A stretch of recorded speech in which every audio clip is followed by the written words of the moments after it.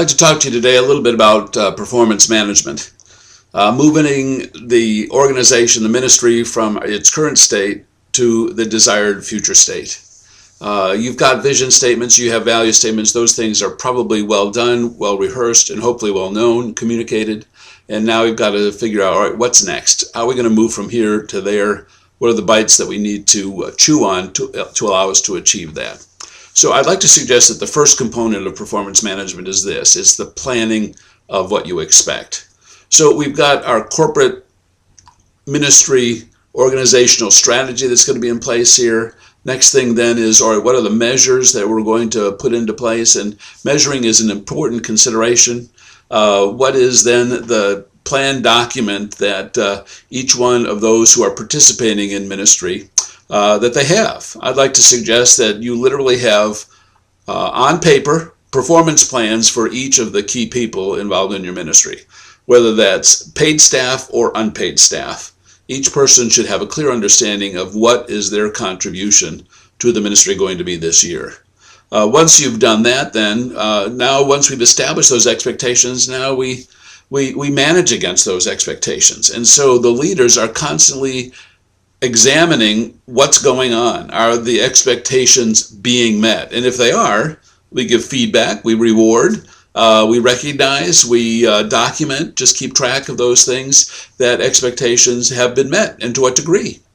And if expectations have not been met, then we've got a particular criteria, a pathway to follow to move into a meeting expectations kind of a circumstance. And this is a place that I find that an awful lot of people in ministry don't do well. The idea of dealing with someone where expectations are not being met, we think it's a big deal, it's a confrontation, things of that nature. And many times what happens is we associate the achievement of the expectations with the individual. When in fact what we need to be doing is this. We need to be communicating, all right, or understanding what are the expectations, and do we hold them in common so that there's a high level of alignment. And one of the big errors of communicating is assuming that communication actually took place. And so once we've communicated expectations, we need to have frequent conversations about those expectations and how are we doing insofar as meeting those are concerned. That should not intimidate us, but there's a strong tendency to associate, again, the expectations with the individual. We'll many times be dissatisfied with results, and we'll talk to someone about the results that has nothing to do with the person who executed to achieve those results. So we're going to be talking about giving feedback. What does that look like? What kind of a template might I use, and things of that nature. So performance planning first. Once our planning is done, then how are we doing against those expectations, against the plans we put into place? And then how do we summarize? This is one of those big things that a lot of ministries are involved in, is that their feedback, their formal feedback, their annual reviews, if you will, are an exercise in creative writing. Because there's no specific criteria against which to comment, we write an essay.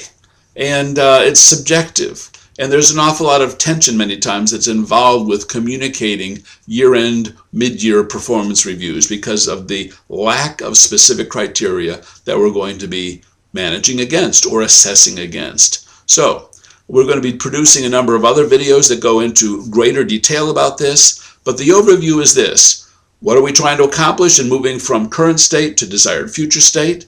Once we've identified our path of action, how do we communicate that path of action? And then how do we give feedback as to how well those results are being achieved? Whether or not they are achieved, exceeded, or not achieved, that feedback is essential. And then two, how do we summarize how well we have done mid-year, end-year, whatever you decide needs to, the frequency needs to be insofar as giving formal feedback. But certainly, end of ministry year, we should be able to look back and say, okay, we set out to achieve these results, these goals. Here's what we achieved.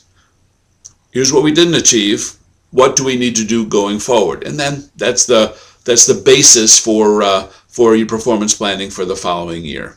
So check out some more videos. They're going to be things like clearly communicating expectations, giving feedback. We're going to go through what I refer to as the you, me, it, us template for giving feedback and building a feedback-rich culture, something that I find is lacking many times in ministry. So blessings on you as you do this. I hope it's edifying for you. You can reach me at thepastorsroundtable.org.